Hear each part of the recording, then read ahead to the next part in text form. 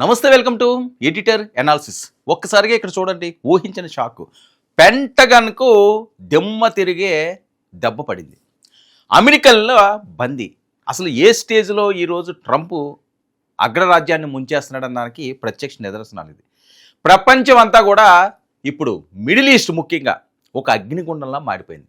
అగ్రరాజ్యం అమెరికా, మొండి దేశం ఇరాన్.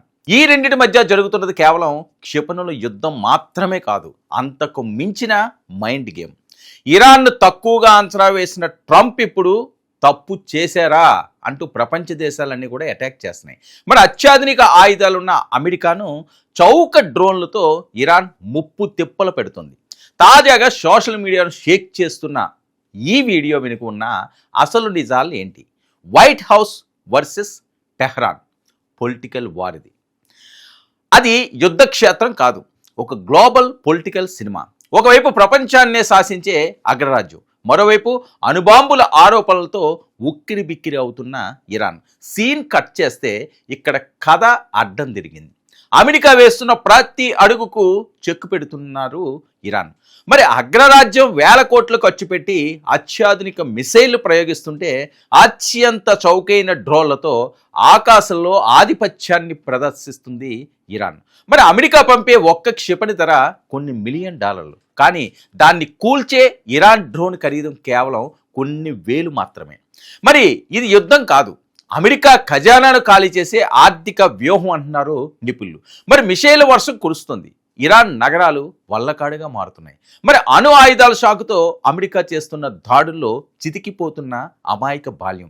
ఈ రక్తపాతం చూసి విస్తుపోతున్న ప్రపంచ దేశాలు. అటు అమెరికాలో కూడా ట్రంప్ నిర్ణయాల మీద నిరసన జ్వాలలు ఎగిసిపడుతున్నాయి.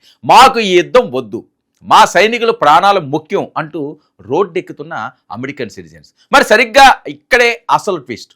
ఇప్పుడు సోషల్ మీడియాలో ఒక వీడియో సంచలనం రేపుతుంది. ఆ వీడియోను కూడా మనం చూద్దాం. మరి అమెరికా గర్వాన్ని ఇరాన్ దళాలు బందీ చేశాయి. యుద్ధ క్షేత్రంలో పట్టుబడ్డ అమెరికా సైనికులు, వారి ముందు రెపరెపలాడుతున్న ఇరాన్ జెండా. ఒకసారిగా ఇక్కడ చూడండి, అసలు ఊహించని దెబ్బిది. అసలు ట్రంప్కి అయితే నిద్ర పట్టదేమో, ఉక్కిరి బిక్కిరి అయిపోతున్నాడు.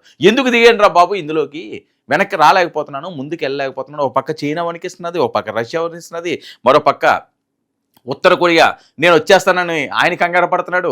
ఈ పరిస్థితుల్లో అమెరికా అన్ని వైపులా కూడా సుడిగుండంలో చిక్కుకున్నది. ఇప్పుడు చూడండి, సైనికులు కూడా మా జోలికి వస్తే మీ గతి ఇంతే అంటూ ఇరాన్ హెచ్చరిస్తున్న దృశ్యాలు చూసి వణుకుతున్న పెంటగాన్. మరి ట్రంప్ హయాంలో అమెరికా ప్రతిష్ట మసకబారుతుందా? మరి ఇరాన్ విసిరిన ఈ సవాల్తో యుద్ధం మరో స్థాయికి వెళ్ళనుందా?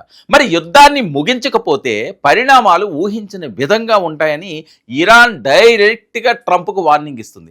మరి ఈ డెడ్ లైన్ ట్రంప్ సీరియస్గా తీసుకుంటారా, లేక మొండిగా ముందుకు వెళ్ళి అమెరికాను మరో సుదీర్ఘ యుద్ధంలోకి నెట్టేస్తారా? ఇప్పుడు ప్రపంచం అంతా ఆసక్తిగా ఎదురు చూస్తున్న ప్రశ్న ఇదే.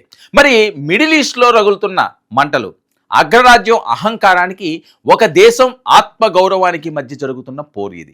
రానున్న రోజుల్లో ఇది ఎటు దారి తీస్తుందో అన్నది సర్వత్రా ఆందోళన కలిగిస్తున్న అంశం. ఒకవేళ యుద్ధం ముదిరితే అది కేవలం ఆ రెండు దేశాలకే కాదు, ప్రపంచ ఆర్థిక వ్యవస్థకే పెనుముప్పు అయ్యే ప్రమాదం ఉంది. మరి యుద్ధాన్ని ముందుకు సాగిస్తే ట్రంప్ పరిస్థితి అయిపోయింది. అంటే ట్రంప్ సీటు కూడా చింపేస్తున్నారని చెప్పి పెద్ద ఎత్తున వస్తున్న వార్తల నేపథ్యం. అమెరికాలో ఏ ప్రాంతంలో చూసినా, ఏ మూల చూసినా సరే పూర్తి స్థాయిలో నిరసనలు వ్యక్తం అవుతున్నాయి. ట్రంప్ ఇంకా మాకు అవసరం లేదు, ప్రశాంతంగా ఉండే ప్రపంచాన్ని ఏలే శక్తి ఉన్న రాజ్యాన్ని ఈరోజు ఆ దేశాన్ని రోడ్డుపాలు చేస్తున్నాడు, అందరితో వ్యతిరేకత తెచ్చుకుంటున్నాడు. నేను ముందుగా చెప్పినట్లుగా ఇండియా కూడా యూటర్న్ తీసుకుంది. ఇంతకుముందు కొద్దిగా అటు ఇటు ఏదో ట్రంప్ అనేది ఇప్పుడు సైలెంట్ మోడ్లోకి వెళ్ళిపోయింది.